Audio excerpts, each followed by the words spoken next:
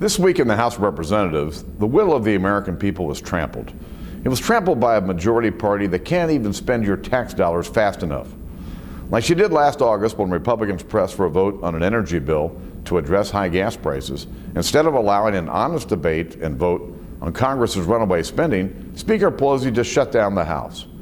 2 nights ago, we started debating the first appropriations bill, which would fund the Departments of Justice and Commerce for the fiscal year 2010. Lawmakers from both parties had lots of amendments designed to change this bill.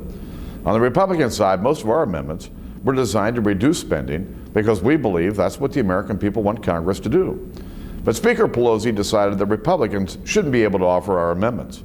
Just 30 minutes into the debate, with more than 100 amendments to get through, debate was suddenly closed down and Democrats announced, we're going to handle this under a new rule.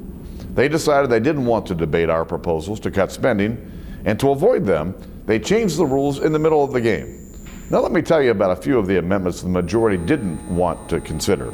One of them was a bill I've co-sponsored that would limit the amount of tax dollars going to groups that engage in voter fraud, like Acorn. Another would have stopped politicians from using your tax dollars to pay for projects named after themselves. And another would have allowed Americans to scrutinize every pet project that lawmakers put into a bill so that they know exactly how your tax dollars are being spent. But Speaker Pelosi and our Democrat colleagues decided we didn't have time for any of those common sense proposals to be considered. Now, we've seen this before.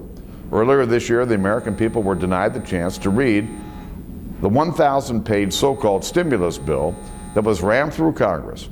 We all know how that turned out.